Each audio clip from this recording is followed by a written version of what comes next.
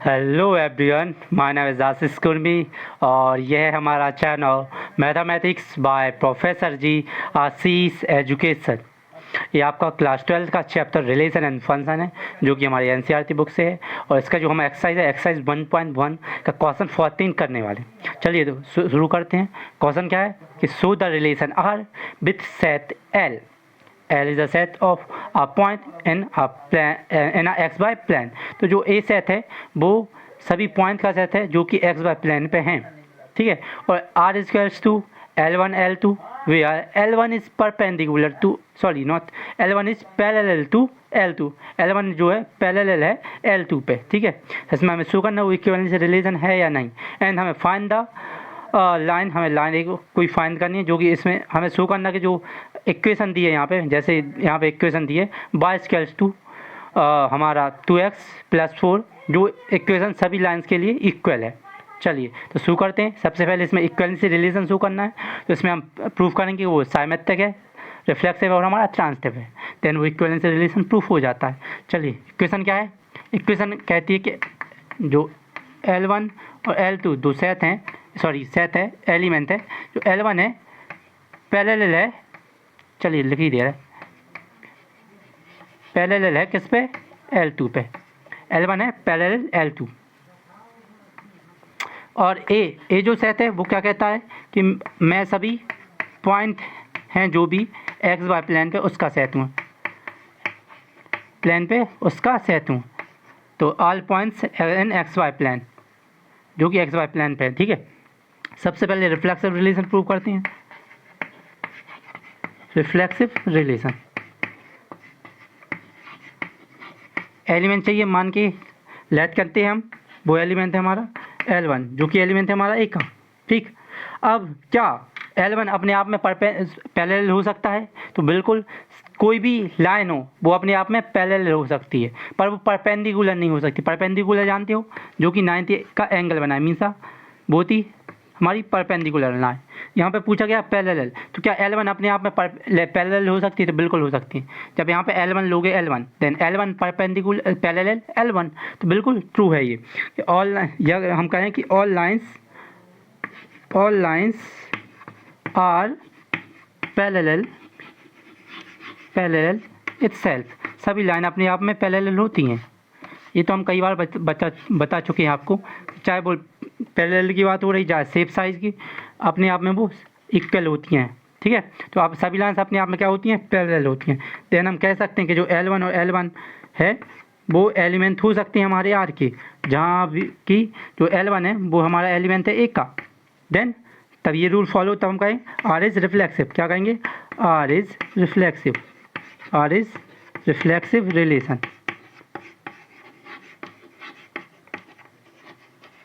चलिए देन यहाँ पे रिफ्लेक्सिव रिलेशन प्रूफ होता है। आप पॉज करके नोट करें, इसको हम रफ करने वाले हैं, ठीक है। देन इसके बाद हम करते हैं साइमेट्रिक। हमारा साइमेट्रिक रिलेशन और ट्रांजिटिव और प्रूफ करेंगे। तो तीनों ये प्रूफ हो जाए तो हम उसको कहेंगे वो एक इक्विवेलेंसी रिलेशन है।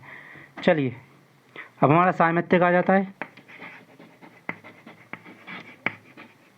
साइमेट्रिक, तो यहाँ पे एलिमेंट लेट करते हैं। हमारे एलिमेंट है L1 L2, जो कि एलिमेंट है हमारे एक के, ठीक।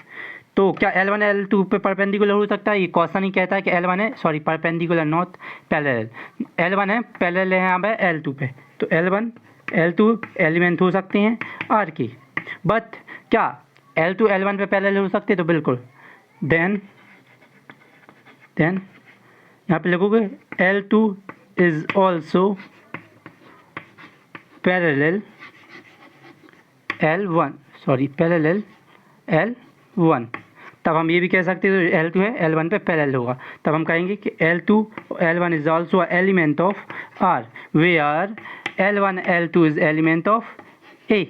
देन यहाँ पे ये शो होता है, तब हम कहेंगे R इज साइमेट्रिक रिलेशन। आपको यहाँ पे दिखेगा नहीं, इसलिए नोट कर लेना, ठीक है। R is symmetric relation. कौन सा रिलेशन हमारा, साइमेट्रिक रिलेशन, ठीक। आपका साइमेट्रिक प्रूफ होता है। साइमेट्रिक प्रूफ हो गया। देन लास्ट आ जाता है हमारा आ जाता है वो ट्रांजिटिव रिलेशन। तो इसको पॉज करके आप नोट कर लेना। सिंपल था, कुछ नहीं है, पैरेलल बहुत ही ईजी शब्द है, ठीक है। और ये अभी इस एक ही लाइन पे, जैसे हमने यहाँ पे लाइन खींची ड्रॉ की, ये एक्स प्लेन मान लो, एक वाई प्लेन, तो यहाँ पे मैंने एक लाइन ये खींची, एक लाइन ये L1 मान लो, ये L2, तो ये होती है जो कि एक ही स्लॉप पे होती है, इसको बोला जाता है स्लॉप। ठीक है, यहाँ पर प्लेन का हो, यहाँ पे स्लॉप का हो इसको, क्योंकि ये दोनों लाइन इस लाइन पे डिपेंड है, ये लाइन नहीं होती तो ये दोनों लाइन नहीं होती। ठीक है, तो ये लाइन होती है पैरेलल, तो हम कहें कि L1 है L2 पे पैरेलल है, या फिर कहें L2 L1 पे पैरेलल है, इस पर कोई फ़र्क नहीं पड़ेगा। ठीक, अब बनाना चाहो तो डायग्राम बना सकते हो। चलिए इसको रफ करने वाले हैं। लास्ट हमारा कौन सा आ गया, transitive.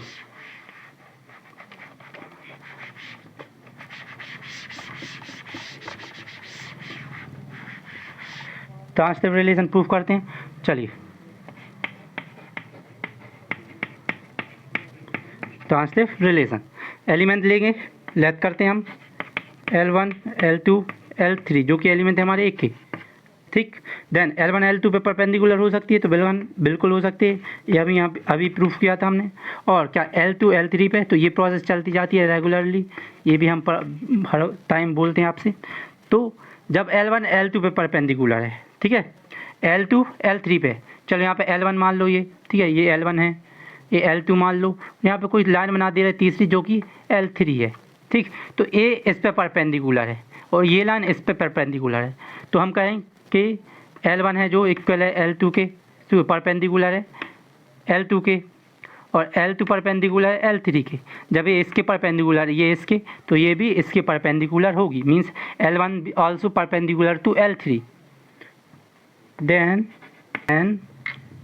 it must be that L1 is L1